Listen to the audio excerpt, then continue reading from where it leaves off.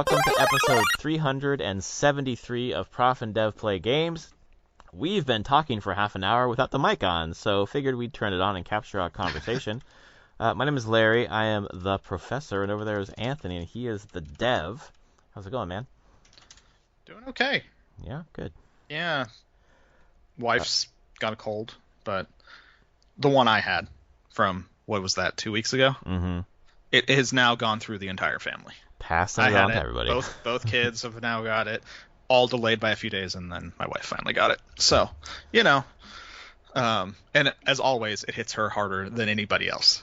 She's just like always super frustrated because whenever she gets a cold, she's like, I feel like a lump, and the rest of us are like, yeah, we were kind of feeling a little down for like a day or two, but that's exactly how it is with my wife. When I get a cold, she gets it first, and it knocks her out, and I get it like 2 weeks later, and it's like, eh. You're like, yeah, I don't feel like 100%, but I'm not like needing to just lay on the couch. Yeah, exactly. But no, that's fine. It gave her time to play some Hogwarts. Yeah, exactly. Well, speaking of illnesses, just because this podcast is a time capsule for us, in some way, my daughter has COVID. So 3 years, basically, after we were starting to get worried about COVID, has finally hit her. And that's a little sad, a little stressful, but we've been at home. She's vaxxed, though. Yeah, she's like Vax City, Vaxxed. She's got the booster and everything.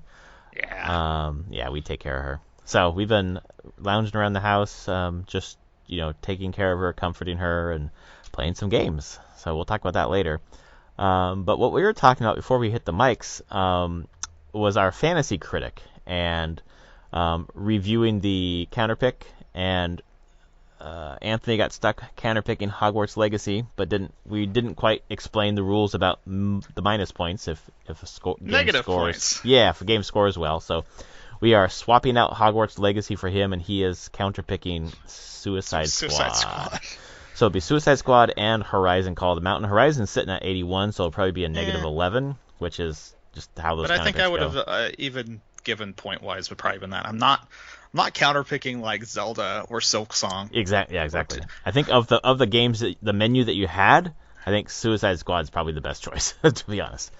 I mean, yeah, Phantom Liberty potentially, but it's hard to say. Like, I could also see CDPR being like, this is their chance to make amends. I do too.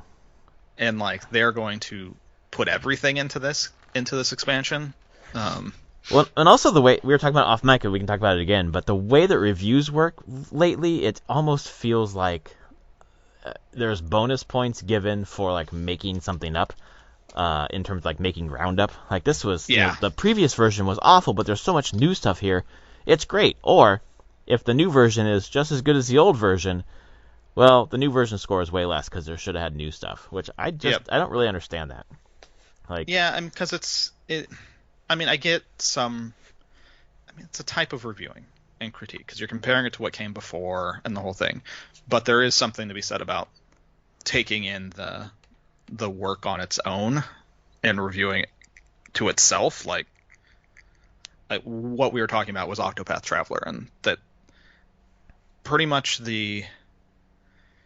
specifically there's an IGN review where the first game scored really pretty high, and that was like, I think IGN was one of the higher reviews for it, and it's reviewed by the same person, Octopath Traveler 2, and it's quite a bit lower, but they don't really have any striking negatives against it beyond it's more of the same. And that's kind of what I'm like, I guess it's not novel anymore in that regard, but more of the same of Octopath Traveler is still a good game. Right, more good game is still good game. I don't necessarily, I'm not really hung up on the score so much, like, it should have been a 9 or whatever, but like, that is odd. And I know they've changed the review scale where they don't have decimals anymore, it's just 7, 8, 9. But yeah, that is odd. Yeah, and like talking about like the doing the fantasy critic has definitely made me look at Open Critic and notice that honestly most games hover around 80. I'll be honest. Right. Not too far off from 80. It's pretty exceptional to see a game below 70. and very exceptional for a game to be above 90. There's only a few of those a year, it seems. Yeah, the Open Critic has maybe paid attention to a bunch of reviews of games that I wouldn't normally pay attention to, like even ones that we didn't draft, like Theatrhythm or whatever, Theatrhythm. Yeah, Theatrhythm. Yeah, that like scored like an 88 or something like that. Yeah. Apparently, if you're a Final Fantasy fan, like fuck. Final Fantasy and Rhythm person fan, yeah, this is the game. That's your jam. But then I keep just posting in our Discord, like, here's a review thread for Ishin, here's a review thread for Octopath Traveler 2, and you're like, what the fuck? These are my games. That's what you're doing. But like, yeah, like when you talk about reviews like that, and like averages and stuff, Forspoken. Yeah. Pretty much panned. Overall. Much panned. Mm-hmm. 68. Yeah, it's pretty close. Yeah. It's like not even. I'm like, it's not even that far below. Like, right. Sure, if you had drafted that, you get a couple negative points. But I'm like, this game's been panned and it's floating there. Yeah. Only 29% of people actually recommend it in their reviews, but it's still. But it's averaging to 70 almost. Yeah. Yeah. Jeez. I think this stuff really it makes the show that the like actual scale that people review things on is not a 1 to 5 or 1 to 10. It's like 2.5 to 5 and 5 to 10. Like those bottoms rarely ever exist. Yeah, and part of that conversation is like we don't have enough time to review all those kind of games, so we don't usually review the bad games. But I don't know. It is interesting how it's really even the bad of the average is kind of what the lowest one is now. I just think in my head of how bad Forspoken is based on the reviews, but you're right. It's just it's like a mediocre game. Most people they're completely unwilling to give it below a 5. The lowest I've seen is a 5. And that was like 1 out of 5. What was the game that just came out? It was by Ninja Gaiden, former Ninja Gaiden devs. Wanted? Yeah, I think that's it. It got a Dead? 4 out of 10 on yes, that's right. It got a 4 out of 10 on IGN. So where's it floating? I was surprised to see that. It is currently sitting at a 60. Wow. Yeah. So even that, like 60, I would expect it to be lower. Yeah, because it's got a lot of 4 out of 10s, 2 out of I'll be honest, a lot of them just sit at 5 though. They do not go below 5. Yeah. They're like, nope, that's our low end. Yeah. No, that's not a. And they have the top critic stuff, so I don't know. Random reviewer did give it a 1. Damn. But I mean, Wired gave Hogwarts a 1. Yep. But Open Critic doesn't take the Wired review. Oh really? Why? I don't know. It's not in their list of reviews. Oh, I was kind of. I'm shocked that they don't. I'm like, is it because it's Wired? Right. I would expect Wired to be there. That's like a major outlet. Maybe it's not a major video game outlet, but yeah. I don't know. I mean, they take the Telegraph. I'm looking at the Guardian. These aren't. I'm like, why aren't you taking it, Open Critic? Like, I figure that would be like. I don't know. Some of these sites are just weird. I'm like, what is Open Critics? Do they not take it because they feel like it's less a review and more an editorial? But who gets to make that call? Yeah, exactly. Who makes that call? Right. I'd have to do more research. But yes, it is making me be more... I would say Fantasy Critic is making me more critical of reviews themselves. Exactly. Why did you cost me 3 points? God damn it. But not even that way now. Just being in like a certain level of quality to the whole thing and being like I get it. It's a hobby news type thing. They don't like reviews probably aren't going to be that harsh in the online space, and the same goes for a lot of movies as well, be honest. But you can find some pretty harsh criticism or just in general well thought out critique in the movie and like book realm easily.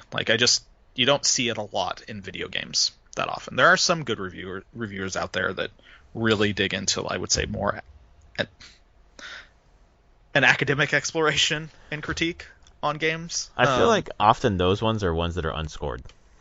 Yeah, because they don't want to do a score. They just want to. Yep. They will sit there and they will talk about a thing. Exactly. Dig in, but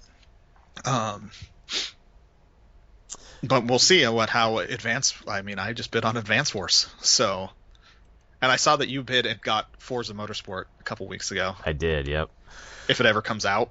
Yes, exactly. So it's good, like it's 2023 estimated. It's supposed to be first half of the year, but it's the first one. They haven't mentioned it. Exactly, the first one to kind of slip past there. Everything will be out in a year. Bullshit.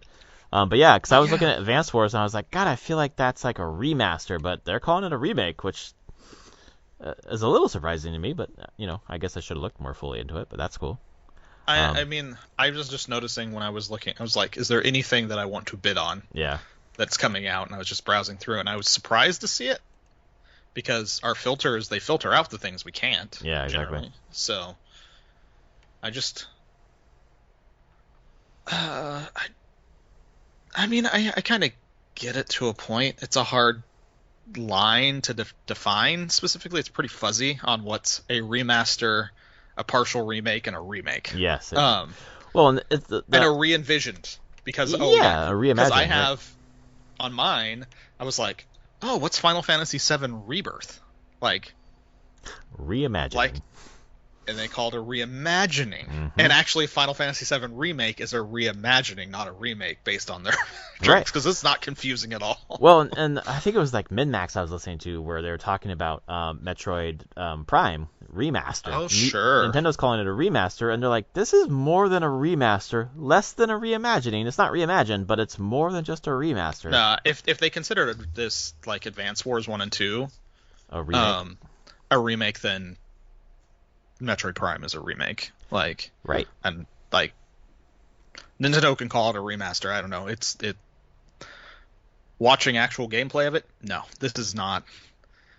It's the same game. They actually have been very true to the game before, but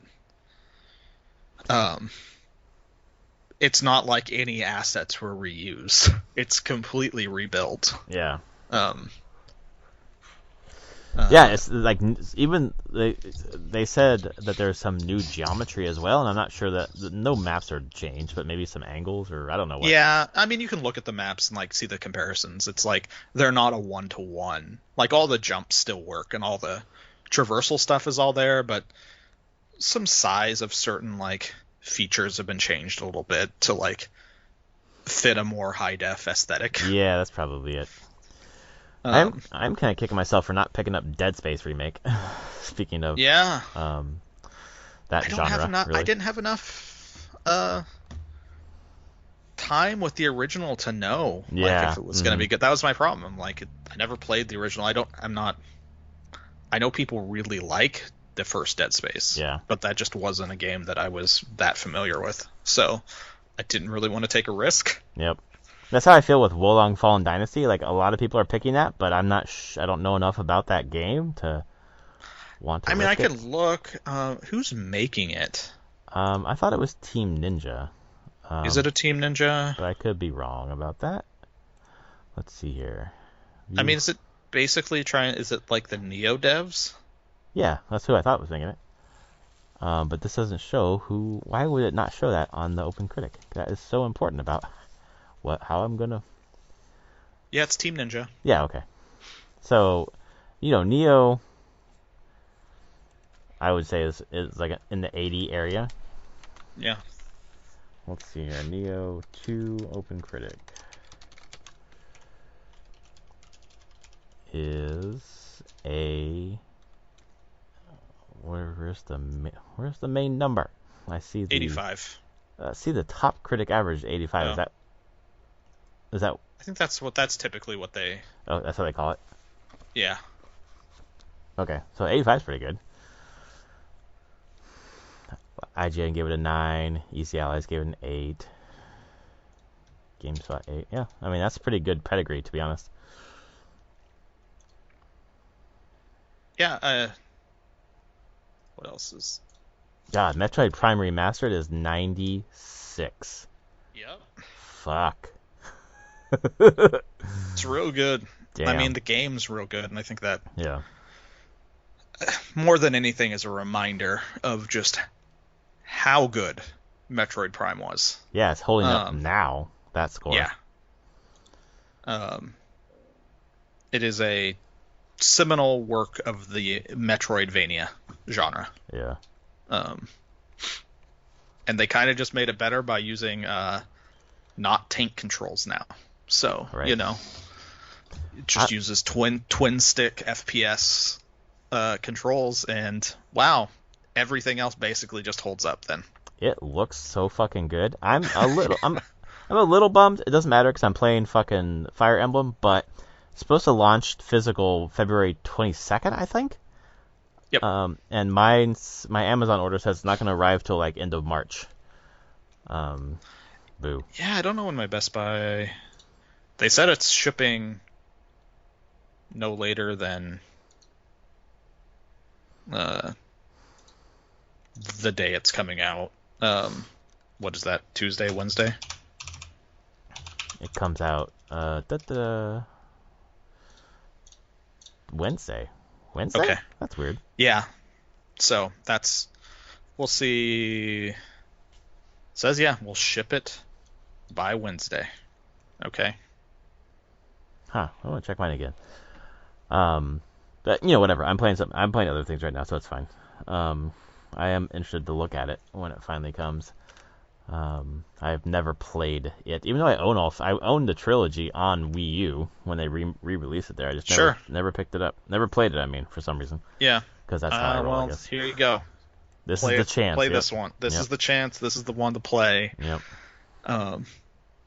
The Digital Foundry review of not review the tech stuff on it. It is Retro's internal engine. The new one that they're going to use on 4. I assume that's what they're using on 4. Yeah. So 4 will at least look this good. And supposedly this also runs at a solid 60 FPS on That's Switch. Amazing. Yeah, this says that my copy is arriving March 27th. All right. March 27th? March 27th. Oh yes. my. That's why I'm like, am I actually ever going to get this? Like, is this just what the fuck? How is that possible? Well, I mean, it's also Nintendo and Amazon. So maybe they don't play nice with each other. Yeah. I'm always a little worried about ordering Nintendo things through Amazon because Nintendo never cuts Amazon slack at all. Which is good. They shouldn't. They're just like... Yeah, exactly. I maybe should have ordered Amazon. it somewhere else. I just grabbed the first one that I could find because I was thinking it would get sold out, and it did. Oh, yeah. So, I mean, that's coming. And then I got Octopath Traveler next Friday. So... And you have that pre-ordered, right? I do. Yeah. Through Best Buy as well, actually. And I'll just be actually picking that up in store on Friday because I'll be off island. So, yeah, I got it through there because they're also doing a really, really cool looking steelbook for it. Oh, nice. Like a very silver ink kind of steelbook. So, but I don't think I picked that up in stores. I don't know.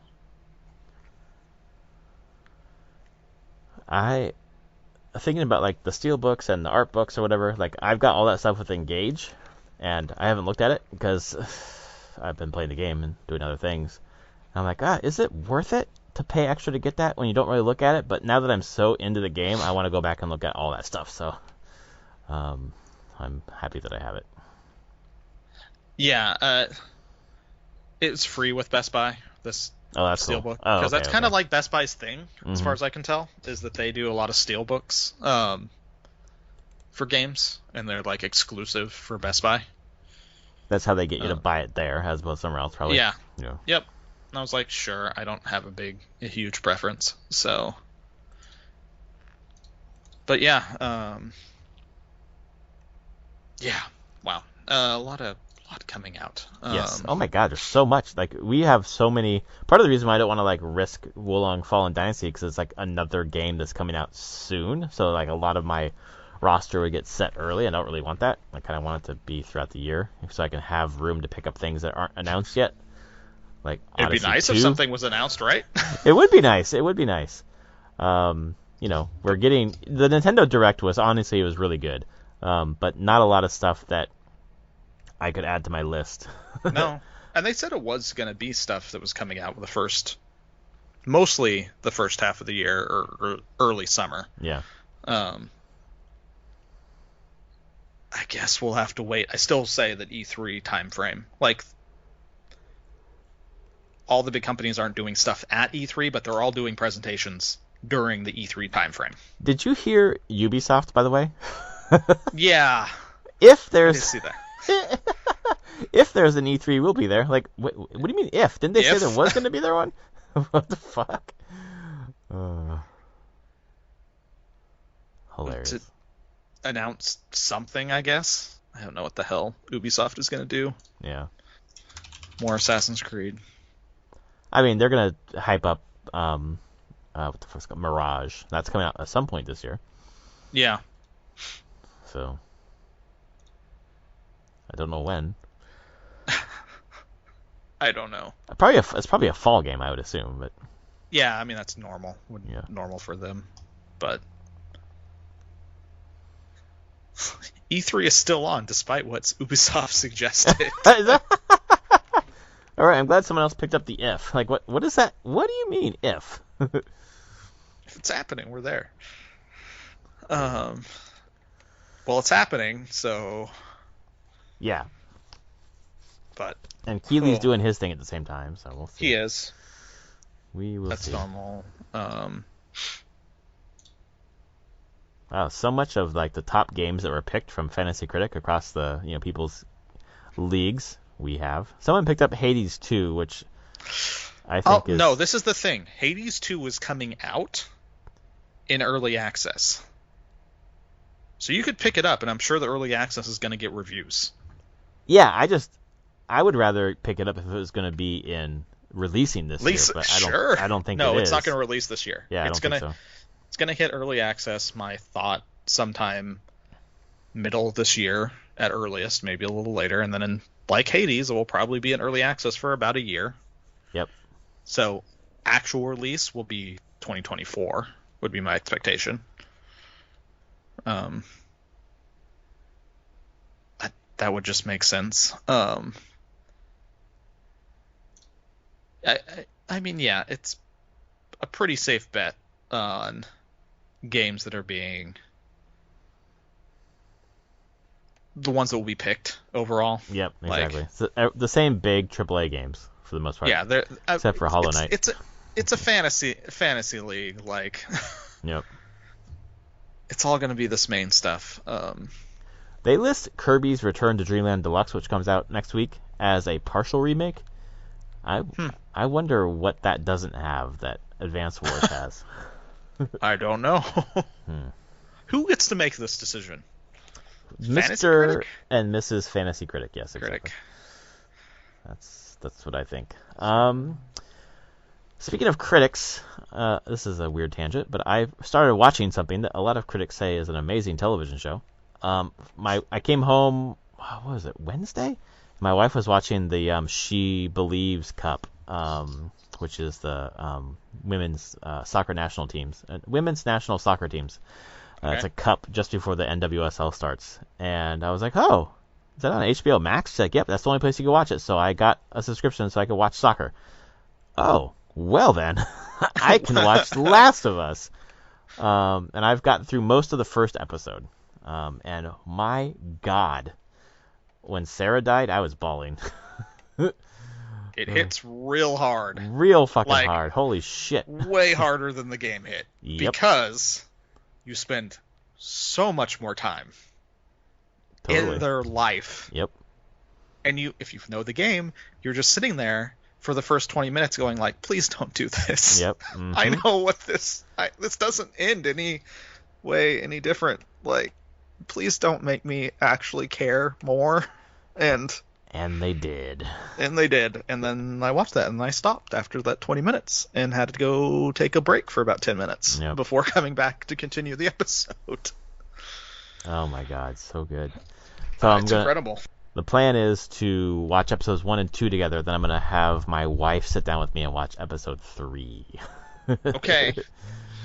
My colleague says that needs to happen, and obviously you want me to watch it so I can talk to you about it. Yeah.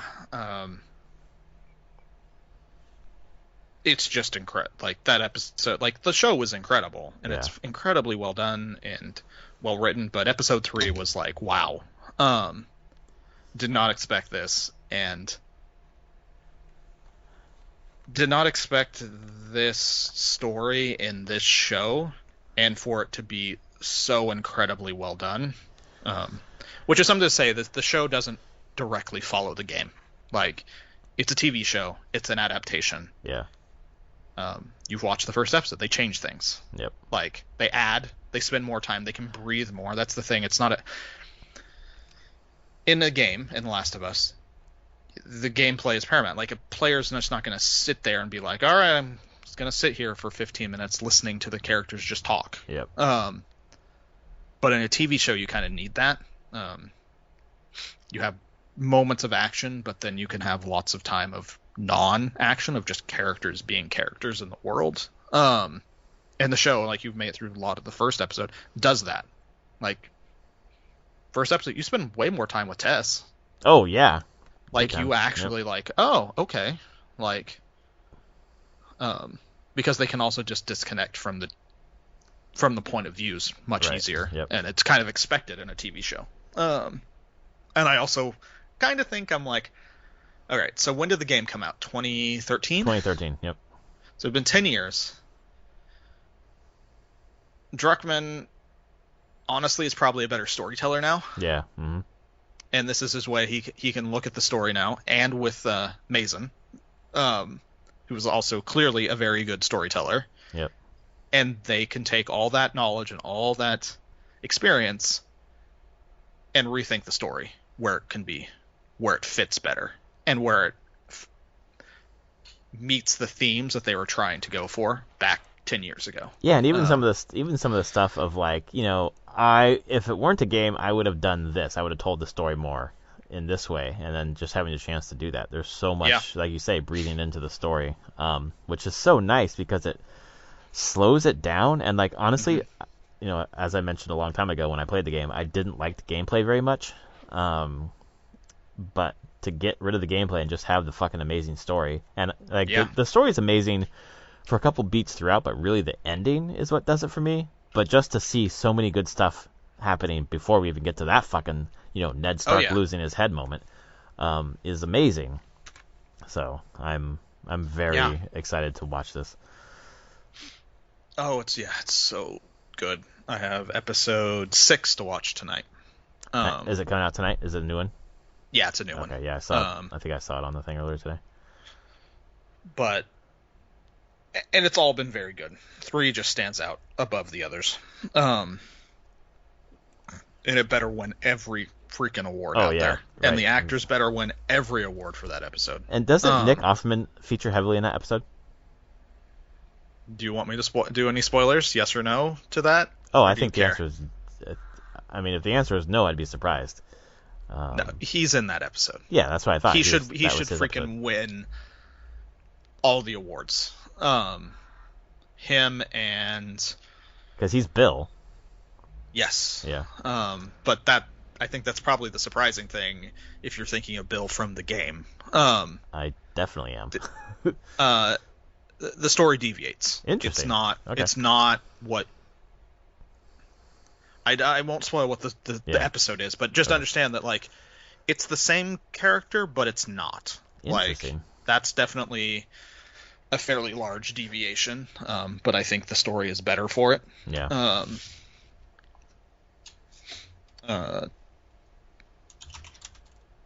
And that's the thing. You're going to watch through the show, and you'll see there's a lot of deviations, but they never lose the thread and that core of what the story is. Yeah. So it doesn't.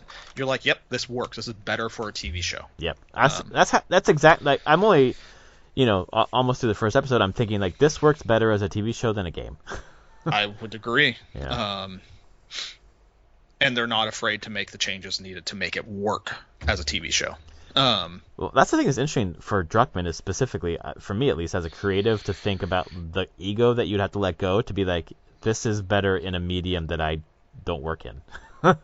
And he's working in it now, obviously. But yeah, wow, it's cool. It's really cool. Yeah, I'm impressed. I think it's 9 total episodes in the end.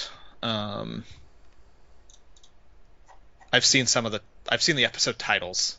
Of all of them? What was the name of the DLC? Last of Us, the first one? Left Behind. Okay. Uh-oh. No, it's episode 7's title is Left Behind. Left Behind. Interesting. And I knew from they showed it a little bit in trailers that like some of the Left Behind stuff was going to be in there. So yeah.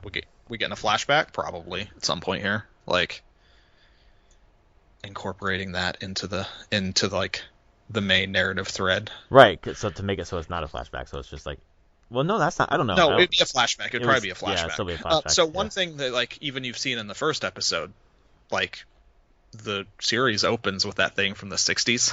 Yeah. They do a lot of again, you don't have to follow Joel and Ellie all the time, but they also aren't constrained to being in the current timeline all the time. They can jump around to show things at different times. I thought that first introduction from the 60s about the mushrooms or the fungus or whatever was so well written. It was like you foreshadowed, I think it's because I've played the game, but you foreshadowed it so well without saying too much. It was just like, here's a thought experiment. Wouldn't that suck? Yeah. That's what happens. Guess what? Guess the premise of the show. No, they did a great job of just doing a cold open, 3 or 4 minutes, and boom, there the premise of the show. Well, I think it even added to, and forgive me if I'm wrong, but I don't think the game even dove into that in a very direct way. Maybe I missed it. No, didn't. Shit. Really... No, they didn't dive into it. Like they're doing a lot more. As you watch, they do a lot more to. I mean, it's still fake sci-fi, but they try to ground it a bit more and make it more believable. Yeah. I mean, that's why there's not spores everywhere. Right. Because that was a change, and I think stuff I saw, people were surprised that they pulled out the whole spore thing from the show. Well, I heard people talking about, like, they have to be wearing gas masks. They can't run around there because of the spores. I'm like, maybe the spores aren't in it? No, they aren't. Yeah. And Druckmann, because I also recommend listening to the podcast. Okay. There's a podcast episode after each episode. Cool. Hosted by Troy Baker. Oh, shit, really? Troy Baker, and he's interviewing Druckmann and Mason about the episodes, just talking about it. And they talk about that specifically, no spores, because if it was realistically you could get infected by spores, the whole human race would just be dead. There is no way to survive that. Because they'd be everywhere, right? They would be. You'd just be dead. Yeah. Like, you would have no time to even have gas masks. Like, the world would have been over in a week. Done. No survival. Yeah. So, for a realistic thing of being like, okay, so spores aren't a thing so that we can actually have the story take place. Right, because it would be a 10-minute episode. Yeah, they've definitely, sounds like, did a lot more research into cordyceps and, like, fungi and how they spread and all sorts of things to it. But I will say that that's still terrifying. I'll put it that way. Like, spores aren't necessarily a thing, but they found other interesting things that you're like, still terrifying. Okay. Oh, man, yeah, exactly. Nightmares. Oh, it's so good. It's so good. Unbelievable. Not unbelievable. Believable. The hype is justified. But it keeps going up in, like, viewer count as well. Right. Every episode seems to get more, yeah. Yeah, except for the one that last week's, because it aired it on a Friday instead of Sunday. Oh, because of the Super Bowl, I think. Yeah, and so it took a drop. But the first episode just had, like, 0.58 million viewers in the U.S., Episode 4 had 0.99 million viewers in the U.S. Wait, there's less than 1 million per episode? Yeah. Oh, I thought there was way more than that. It's only in the U.S. Who knows worldwide? Got it. But I mean, I'm sure HBO doesn't have that much subscribers. And I don't know, how do they get these numbers? Yeah, I don't know if this is actually what's streamed. This is actual, like, viewership live. Yeah. Not. And so who knows what HBO Max subscribers add to that. But that's the ratings. But in general, the ratings every week have been increasing. I wonder if it counts. Does it count per episode, or was it because I've started watching? Do they count me as a viewer now? Probably not. Not this, because the viewers are probably done through like Nielsen or whatnot. Yeah. Like actual people watching it in their house on their TV. Because is it? Oh, it's not on. It's also on HBO, right? Like. Oh, on TV? Yeah. I would assume so. Yeah. So if you're just watching it Sunday nights, you could just watch it. That'd be stupid if they only have it on HBO Max, but Yeah, it is. They could do stupid it's on things. HBO. So. Yeah. Second, in the first episode, millions, 0.588. Okay, so this is the thing. With HBO Max and streaming, the first episode had 4.7 million viewers. Okay. Oh, that's the number I've heard. Okay, so yeah, it's which is not way more watching on TV than streaming. No, streaming, not TV. I got it. Only a fraction of that is actually the live viewers. But man, second biggest opening debut since 2010, behind House of Dragon. Yeah, it's just crazy. Since Boardwalk Empire, so right? I thought it was the biggest new IP. They don't say if it's new IP, then it's probably even bigger, because that House of the Dragon, is Game of Thrones. Yeah, exactly. Second episode increased to 5.7 million viewers. Third episode increased to 6.4, and fourth up to 7.5. Word of mouth, man, on that show. Jesus. It's so good. So good. And then I've just been listening to Pedro Pascal do interviews as well. Mm-hmm. He's hilarious. And he does such a good Joel. I was so shocked at how he sounds like Troy Baker doing Joel. Kind of, yeah. And he's not trying to imitate him. It's just he's not trying to imitate Troy Baker, I guess, but he is trying to imitate Joel, and he does a good job. Yeah, he does a good job. His Joel is a little different. I'd say a little bit more weary than the Joel in the game. Yeah. Well, a little more funny, too, I think. Yeah, it's definitely a different... And that's the thing about it. It's not... Each actor's going to bring their own slight take to the character. Yeah. But yeah, whenever they're together, I'm like, yeah, they cast the right people for this role, for this entire show overall. I haven't seen much of Bella Ramsey yet, but it's going to take me a while to get Mormont out of my head. But that's gone pretty quickly, I'll be honest. Oh, okay. Yeah, you just got to finish that episode. Just watch it, get through it. Yep. I will. What have you been playing this week? Fire Emblem, same baby. as you. Yeah, baby. That's about it. 40 that's hours in now, almost. How far? 40 hours. Fuck. I was so happy that I hit 14 hours.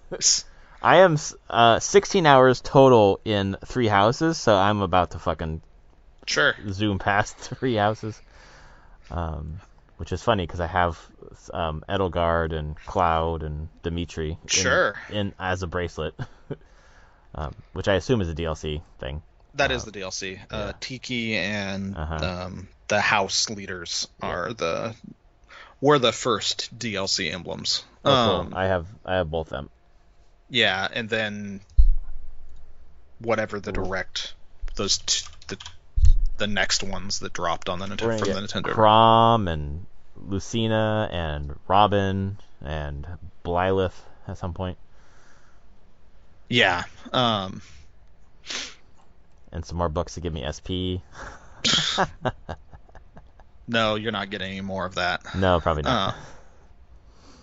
Man, that system really bugs me. Yeah, it seems to bug a lot of people because that you have to, I don't know why they're so stingy. Like, well, no, I said it in the text. I know why they're probably stingy. It's just I'm like, why is this your solution you went with? This is because even now, where I've been like saving forever, and I'm like, oh cool, I've got like 1,500 on like my main character saved.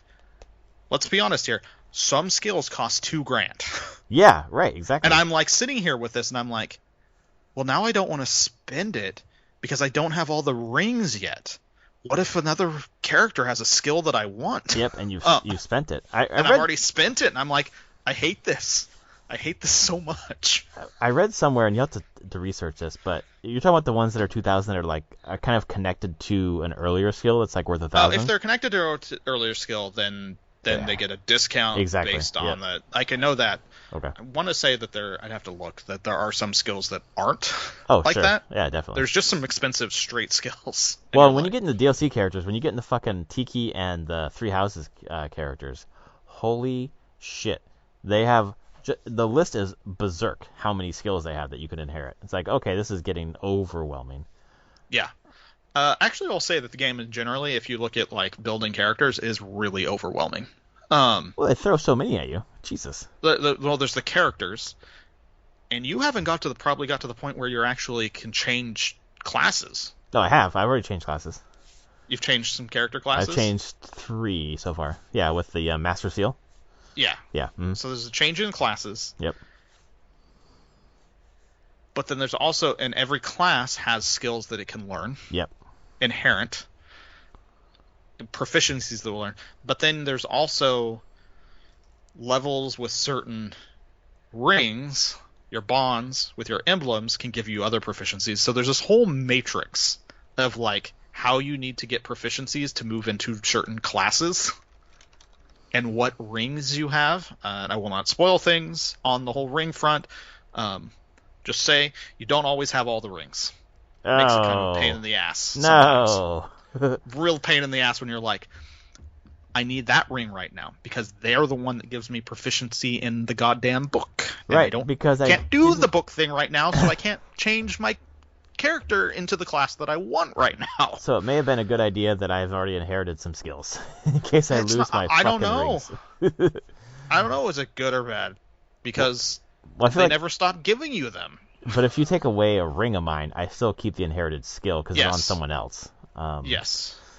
Yeah. It's real complex to plan out character growth, I'm going to say. Yep. Kind of absurdly sometimes. I'm like, do I need to bust out my Google Sheets, Excel again to like plan out how I'm going to progress my characters? That's how you know you're in a crunchy RPG. Busting out fucking Excel. I did it for 3 houses. I know, I remember. 3 houses was more straightforward because learning skills was mostly just from your classes. It wasn't from other side things coming in. Yeah. So you could easily plan out, okay, this character's going to max this, then go to this, then go to this. Like, this is their progression. This one, there's just a couple other extra vectors in there that you have to take into consideration. There's so much. I'm like, and whenever this happens in these kind of games, I'm always like, I'm going to have a fun experience, even if I don't min-max. Just let it go. But then I started fucking applying skills, and there's so many to choose from. I just like chose ones that I thought were good. So that's where I am. Canter, it's good. Canter is good, and it doesn't feel like it breaks the game. It just moves me away 2 spaces. Great. And that doesn't always help, but sometimes it's great. No, but it is real good. Yeah. Because it wasn't even moving away to be safe. It was moving away to give more space so that other characters could come in. That's exactly how I use it. Right. I got the hit, I moved out so someone else can get in there, and then I can get the boost from being next to my person. Yeah. Because otherwise, sometimes it's hard to do that. It's real good in that way. I have not inherited this same one yet. I have one later that is, it is, what's it, dual support? Basically, they don't have to be next to the character to do support. As long as they could move next to them, like in their move range, they will support your attack. If they're in your move range? if they're in their move range, it can support it. So if you so attack like, somebody and let's say a character is way behind you, but they have a bow, but they could move and make a bow attack against that character you just attacked, enemy you attacked, they will support you. I feel like I want to put that on Xander, who can fucking move all across the fucking map. Uh-huh. Jesus. Think if you had that on a number of characters. Wow. That had, you could just be like, I'm going to annihilate you with support attacks before I do my normal Before attack. I even hit you, yeah, exactly. There's a couple other ones. There's like one that's like as if your speed is above 9 above the attacking person, you will do all your attacks first before they can counter. Damn. That's real good. I like the variety of stuff they have where it's like, I think it's like Louis, who is like, if there are 2 female characters within range, then he gets like double or boost to defense or whatever. Yeah. Just like a bunch of weird things you got to keep track of that like it makes it better to keep your folks together, or you're very thoughtful about how you split them up. And it's just like all of that stuff is obviously it was simplified in Awakening, but it's a lot of the stuff that's from Awakening that I felt like was not, or just got buried in Three Houses for me at least, and I'm sure it was there in some degree. But Three Houses was way more about the social aspect. This is just like my perfect Fire Emblem. I fucking love it. And whatever fucking reviews were like, this story sucks. Like, really? It doesn't suck. I think it's okay to good. It's not great, but it's okay to good. You know, it's not, there's some tropey stuff. Like, there's a character, which you know about already, I'm sure. Or I know you do. But, just like some wispy, white-haired lady who is interstitials every once in a while, and it's like, brother? I know you're out there, brother. It's like, oh, fuck, okay, we got like a long-lost sister here who's probably my fucking dancer. I'm waiting for my dancer to arrive. So, you know. No, just got the dancer. You not did? that character. Yeah. Oh, it's not that character. You just got the dancer at 40 fucking hours? Yeah. Oh, God. Chapter 15 or 16 oh, was my when I God. got it. It's too long That's when ago. I got the actual one that was straight up called Dancer. It's... I don't know. The story is fine. It's... Yeah, that's what I mean. It supports the game. The best part about the story, though, is not like the overarching story. It's like those character moments where they're just like Louis, like, I just stare at people. Like, that's his whole thing. This whole storyline about him staring at people. It's like, that's interesting. Weird, but interesting. Some are better than others. I'll put it that way. I would imagine. Yeah. There's a lot, and that would go to the other thing. There's a lot of characters. There are a lot of characters. I'm still getting new characters. Like, every chapter, I feel like I'm getting new characters. You can't even bring them all with you. Like, I keep doing skirmishes to like raise the level of some of my weaker characters, and then they just get their asses kicked. Like, fuck. No, that is probably, and I brought up my other complaint about the game in that regard. If you let a character dip even a little below kind of where you're at, it's hell to bring them back. It really is. Yeah. Like, it's just like, and now there's just definitely some characters I haven't used for a while, and I'm like, well, I hope they're not good, because I'm never going to be able to play this game with them. They're gone at this point. Yep.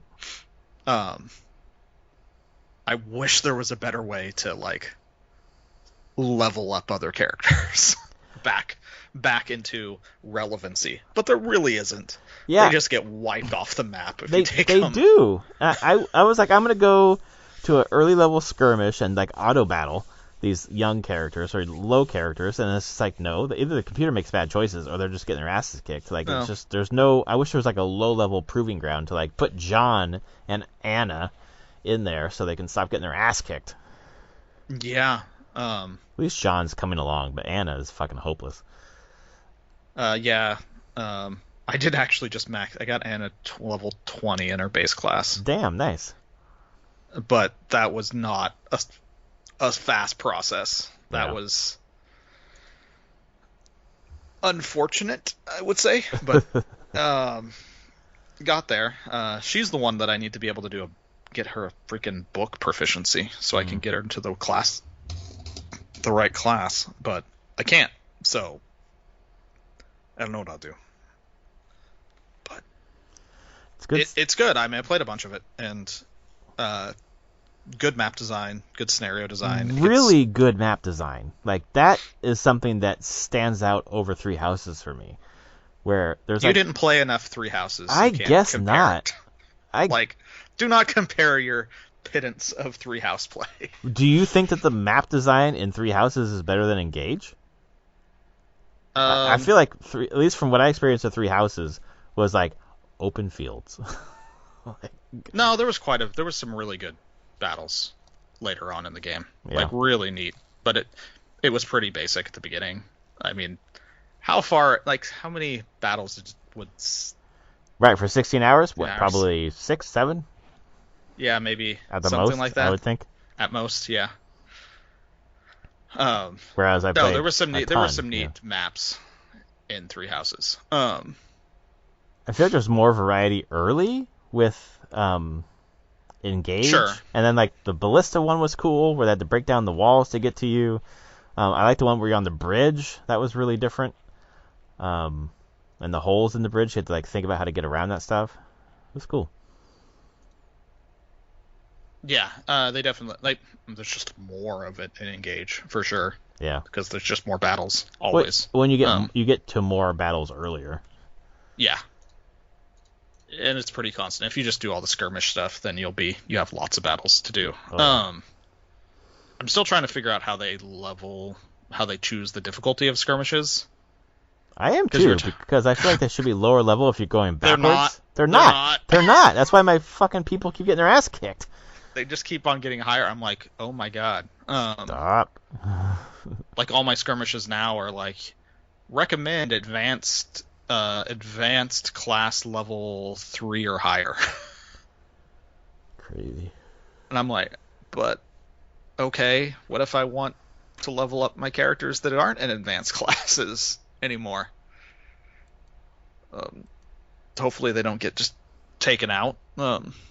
Yeah. Yeah, I'm lucky if I gain one level before they're gone, whereas they could have stayed and gotten a couple. And then every once in a while, I'm not sure why, at the end of a skirmish, it'll have a screen where everyone gets extra XP. It's not a skirmish. If you look, it's called training. Oh, it's a training. Specific type of skirmish battle that is training. Got it. Where everyone gets XP at the end of it. Is it everyone who survives or everyone in general? I don't know. Because I felt like the people who died, Anna wasn't there. Okay. Makes sense. Yeah. I was hoping when I first came across that there would be an entire that's just a repeatable thing you could do, but it's right, not. Exactly. To grind. It just shows up every once in a while. Yep. Well, I read something that said it's tied to your switch clock, it's 2 per day or something like that. Why do they care so much in this game about slowing you from doing this stuff? Right, the single player game. Why do you care so much? We want you to do other things besides play or whatever. I don't fucking know. I don't know. That's the thing about it, and that's why even the SP game, and I'm like, yep, because it's so, because it's not just going into a mission and you get SP. You actually have to be doing things in the mission, and you have to be hitting and killing. It's the same way you get XP on a character. You have to do those things with it to get SP. Yeah, you don't get character. SP unless you have a ring, and then when you do, you get SP equivalent to your XP. So you got to be getting XP. Yeah. And if you have an emblem ring, you get 100%. If you have a bond ring, you get 50%. 50%, yeah. I'm just like, why? Yep. Isn't it? Why won't you just give me SP of being everyone that survived this mission just gets 100 SP or something or more? Just let me earn stuff, please. Nope, we want you to play longer. Why? Because you don't get any more money. Funny weird Nintendo decisions. It is weird because it's very different than all the content for Mario Kart. Right, it's just all there. Yeah, actually, the past stuff was kind of weird to me on the sense of when people do complain, they're like, "Wow, I mean, they just cut content into DLC or finished content they're not shipping." I'm like, yeah, they kind of did that with the Emblem characters. They definitely did. It's just Tiki was done. but nah, we're not gonna. They gotta pay $30 more for that. I almost feel like that sounds right. I also feel like they made a bunch of shit for the game, and they're like, this is too much. Let's take, like, seriously, Tiki and the fucking Three House people, like, they're OP, they're overloaded. It's just like They were ready on day one. I know they were, I'm but like, I just feel like it's what like happened? I just mean like the balance of the game. Like Sure. maybe they threw it to DLC because like if you want to pay to unbalance your game, cool. Like you paid to get SP, you know. So I don't know. Yeah, but again, that article I sent you, you got a couple books to get some SP. How many of those books did they give you? It was like maybe 8 that were worth 100, 2 that were worth 500, and 2 that were worth 1,000. Okay, so I mean, and you have to use them on a character specifically. You can mix, use them on any character, but yeah. Any character, but the amount, it just gets. Yep. So you have to decide who you that want article, to go to. you're gonna hit the same point that I'm at. I have now. Like, okay. And you're just like, yeah. damn it. Okay. But I at guess least, I'm not learning. Well, but I hit that point now, but at least that means I have inherited some skills. Like yeah. I took a skill from Tiki, I think it is, which Life Sphere, where if you don't move or use, you just wait, you don't use any items, or do any actions, then you gain 20 hit points back.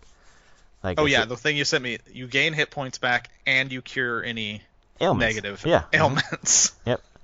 So that's fucking pretty goddamn cool. And right now it's just like a vulnerary that keeps replenishing itself basically. But later when I actually get fucking poisoned or whatever, it's gonna be pretty good. Like, yeah. You hit me with poison, great. I'll just stand still. Oh, it's ridiculous. But yeah, it's funny. It's kind of like they're like, here's. It's actually more of a $90 game.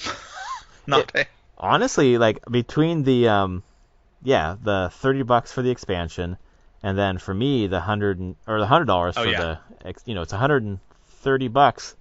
That was well worth it. I'm very excited about spending on this game because it's great. Did it come with the expansion pass? No, it did not. It did not. On top, okay. Yeah, so it was $100 for the thing plus 30 for the expansion pack. I spent $130 on this game, and right now it's my game of the year. It's fucking amazing. I love it, so it feels worth it. It kind of counterbalances with Snap, which I paid $10 a month for and fucking enjoy the shit out of. Yeah. And we played last night. We finally did the co-op game. Yeah. Which was like a lot of fun. The way that they've set that up is pretty good. Where the snap cubes basically take away from your hit points, and you have a total of 8 or 10. 10, I believe. 10. And then whoever loses their hit points first loses. And you can see why, when we played, why the Wong deck can be countered so easily. I saw Wong set up, and then you had Panther, and I was like, here comes Zola. Kill Let's get rid of it before I'm fucking screwed. Man, I wish I could have seen your face when I killed Black Panther. It was pretty neutral. Then I've been through this a lot with that deck. Yeah. I'm like, yep.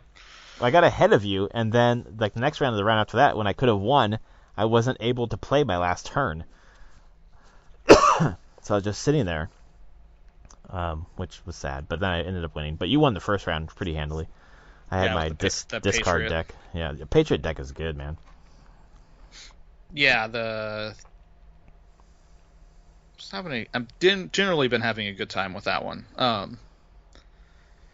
They have to be playing pretty specific counters to it. Weirdly, a lot of people don't play Enchantress that much right now. So right, because you could turn the Patriot off. You could do a number of things with that, and you can play around it. So you try not to stack all of your ongoing effects in the one location. Right. So you keep it spread. But I've only really dealt with over a couple dozen games playing that deck. I've only been Enchantress twice. People just don't play Enchantress so much right now, which I'm like, okay, well, good for you. And then try to be very careful that if I have Ultron, not to be going first on the last turn. Why? you don't want them to Killmonger turn 6 on you. Yeah. Because they could blow up all the Ultron bots, but Yep. if they're going first, I've had this happen where the person will Killmonger, and I'm like, cool, destroy all my 1 costs that are already out. Ultron, Because I'm gonna fill them all up again. Like, damn it, that did nothing. Yeah, it was a ridiculous deck. I like Ultron. Ultron's fun. Ultron is fun. Yeah, in general, pretty fun one there, but still having a great time with Snap overall. Except tonight. Tonight, I had like won like 3 in a row, and then the game was like, nah, that's too much winning, and just was on a pretty awful streak there. Earlier tonight. What I don't know what it's called, but the fuck is it called? Where you every 10 levels you get something, the little coin thing. Oh, your rank? Yeah, what's your rank? Not high, 25. Yeah, that's about where I'm at too. And I just lost. Oh, I was at 27 and I lost 2 ranks in that streak of just awful luck. Oh, that sucks. It was just fun. I was just like, I'm never getting a hand. Like, I was running mostly the Patriot deck too, and it was just like, here, we're never gonna give you Patriot over like 5 games. I need Patriot for my Patriot deck. Not even Patriot. I'm like, I need Patriot, or I need like Blue Marvel. Like, there's other ways to make it work, and they're like, nah, it's cool. You don't need that. I'm like, okay. And I could have managed my cubes more and been like, just retreated sooner before. But I was like, surely there is only 3 cards left in my deck, and one of them's Patriot, one of them's Blue Marvel. I'll get one of them by like turn 5 so I can get my boost. No, you're not going to get that. Here's Debris. Cool, thanks. All right. When you're playing me, I was like, God damn it! Debris is great. Debris is great because it just fucks, like, it takes away a space that you need. Yep. And it works great for me because I'm like, give me those rocks. Yep. I'm going to boost them up. Because they don't have abilities, so right. They can be boosted by Patriot. Yep. Oh, that's been fun. Debris and the featured location, which was the Space Throne over the past day. Oh yeah, what's Space Throne again? 1 card? Or only 1 card can go there. Right. Turn 3, Debris, fill up there. Oh my god, you put fucking rocks asshole. It is. You just like get people to insta fucking retreat. You're like, yeah, enjoy that rock there and watch me boost my rock up. Oh my god. It's so dumb. That's funny. Good game though. But really, other than that, I've just been playing Engage for the most part. Me too. Well, except for me, Disney Dreamlight Valley I've been playing. Nice. So with my daughter we're trying to just stay calm and, just take it real easy. So we, for the first day, played in the house, and we brought the Xbox out to the garage for the other couple days so far. But I was just like, let's just find a cozy game. She was playing, what was she playing? It's like Pokken Tournament or something else. Oh no, she was doing Mario Maker 2 a little bit. And then I just like loaded that up and played it in the background for a couple minutes, and she was like, oh, I remember that game. And then she's hooked, and we've been playing it ever since. We probably put, 12, 15 hours since Thursday. Just, it's really well made. Like, there's always something to do, always very different things to do. Every character has their own quest, their own story, fun things to do. She loves cooking, she loves planting, harvesting. It's very cozy with Disney. And writing is pretty good, to be honest. The characters are very interesting and well written for this time of game. Like, it doesn't come across as like a poorly made, cheap cash grab. It actually is pretty fucking interesting. Like, I almost want to play by myself to like advance some of the stuff that we can't advance together, because she is very like, we're on a quest. We need to get iron ore to make iron ingots. But then she sees something else she wants to do, and then we do that. So we just bounce from thing to thing to thing, which is totally fine. Like, it's a fun way to play that too. But sometimes I want to like, min-max a little bit. Like, let's get all of this resource so we can open up the next area. Nope, we're going to do 10 other things. So we kind of advance everything together slowly. But it's been really fun. That's cool. Yeah. Yeah, I haven't looked into it too much, although I feel like my daughter would probably love it. Yeah, I would think so too, to be honest. Maybe I shouldn't look into it right now. Yeah, exactly. Very, very cozy. Very cozy, very, always something to do. Very, very, very engaging. So it's been a lot of fun. So I'm playing that with her during the day, and then playing Engage at night, and a little bit of Snap, and that's been my life so far. So not bad. Yeah, been pretty good. Yeah, could do without the COVID, but otherwise doing good. It's gonna get us all at some point. Jesus Christ, man. Absolutely. Sad. Sad. I mean, yeah. We'll keep mutating and it'll eventually maybe just become like a new cold. Yes, overall. Let's make it less. I mean, it has been constantly getting less and less. Yeah. Less deadly. Less deadly, but we can still get further along on that path. Come on, mutate more into benignness. Yeah. Would be nice. Oof. Oh man, went to Target the other night to get stuff for my kid and got harassed at the store for wearing a mask, which hasn't happened in years. Yeah, it was like aggressive harassment. And I just looked at him. I assume not by a Target employee. Oh hell no. It was like a 50-year-old guy and his like 16-year-old son. Just like really harassed me for my mask and laughing at me, and I was just like looking at them and then just kept doing my shopping, and they just wouldn't go away. Just kept doing my shopping, just stared at them and kind of ignored them and did my thing, and then we got to the checkout. They went somewhere else, I went somewhere else and did my shopping and came back to check out, and they were checking out the same time I was. And they started harassing me again in the checkout line, but a lot quieter because there are other people around. And then I was just like, whenever this kind of stuff happens, I always think, my life is better than yours. I don't need to engage in this because this is not something that's going to make my life better, even though maybe you think it's going to make your life better. It doesn't really affect me that much. But as I was about to leave, I was like, nah. So I could have left just out my checkout line, way away from them, out the door. Nope, I walked right to them, right up to the end of their lane. I was probably 2 feet away from them, stood there, looked at each one of them in the face. I'm turning my face back and forth right now. Looked at them, they didn't say a fucking word, and I just walked out. Like, okay, like I don't need to say anything. Like, you got something, like, if we're going to walk out together and something's going to happen in the parking lot, let's do it right now. And they just looked at me, didn't say a fucking thing. I was like, okay, I guess we don't have a problem. But it's just like, what the fuck, man? This hasn't happened in forever. It's just sad. I guess.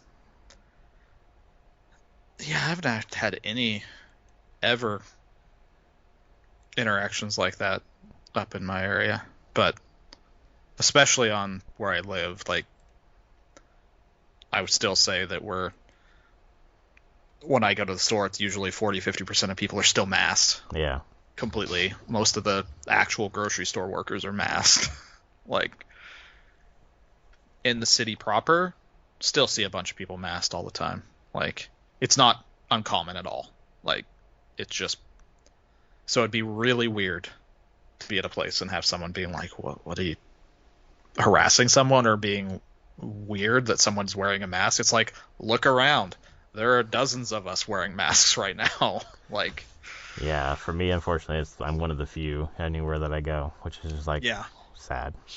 Which, I'm sorry. That doesn't help.